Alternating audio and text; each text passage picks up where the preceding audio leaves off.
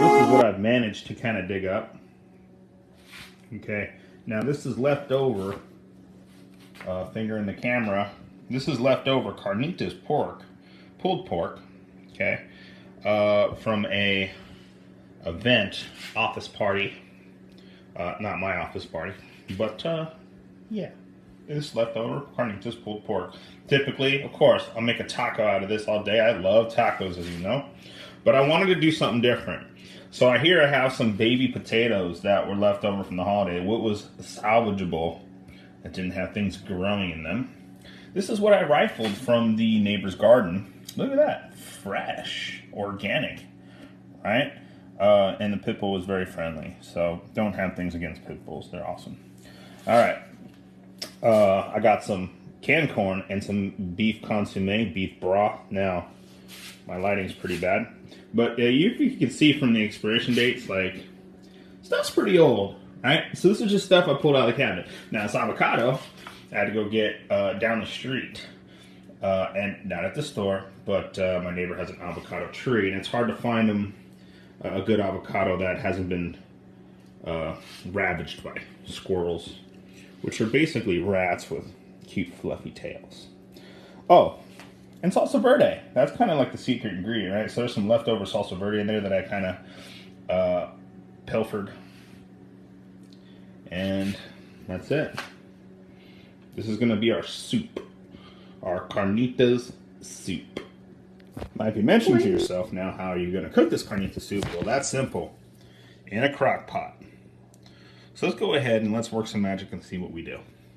Literally, this is going to be a meal that may take some time in the crock pot, maybe about an hour or two, just on a slow simmer. But literally, I'm just throwing these ingredients. I gotta chop those up a little, but I'm just throwing this stuff in there, right in that bad boy. And I'm gonna let the crock pot do all the work. Add an ingredient.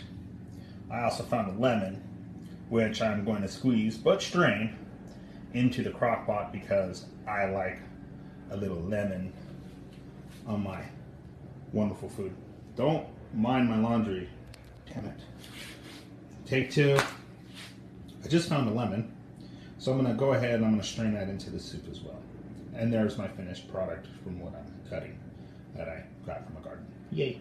So the first layer being our little potatoes. I've cut into halves or fourths because, you know, I don't want a big ass potato in my mouth when I eat a soup, right? So I cut up these potatoes. Next layer being here, carnitas. Added the canned corn, drained the water out, obviously, before doing so. Added the salsa verde. Threw in our fresh chop ingredients and lemon. Now we will add the beef broth, and probably a little bit of water, so we can get it nice and soupy. So this is our beginning to the end product. Now, if you can imagine, this is probably going to taste really good, right? I gotta admit, I'm creative. I didn't steal this recipe, I just kind of thought of it on the fly, although I'm sure this has been done before. Just think about all the good food I've ever eaten. So let's go ahead and cook it up. Now, as we begin to simmer here, I guys just wanted to point out that the whole point of this is to maximize leftovers. If you've got a big family, you can literally take leftovers and fresh ingredients and crap you have in your refrigerator.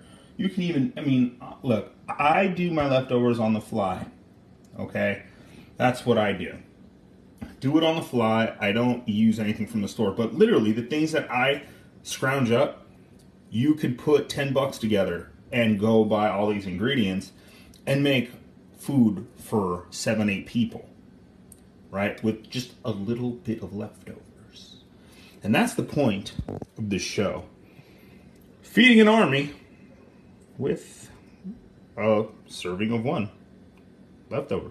Now we can also go remix some leftover croissants gonna do, let's just make this a little sandwichy pocket.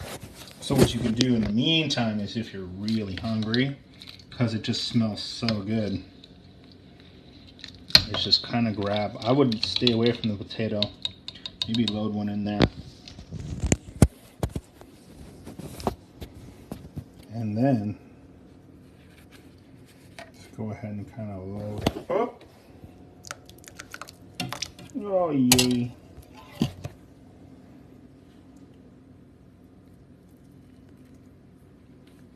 And kaboom! And if you wanted to, I mean, you can even take the top of the sandwich, put it back in there, and then ka-dink. You got yourself a porky poor boy, Creole status.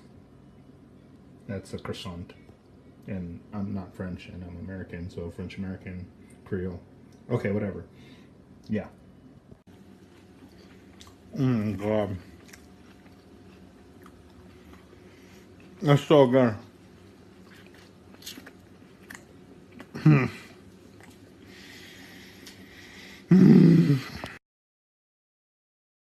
Opa ko ka ready. 1, 2, 3, go.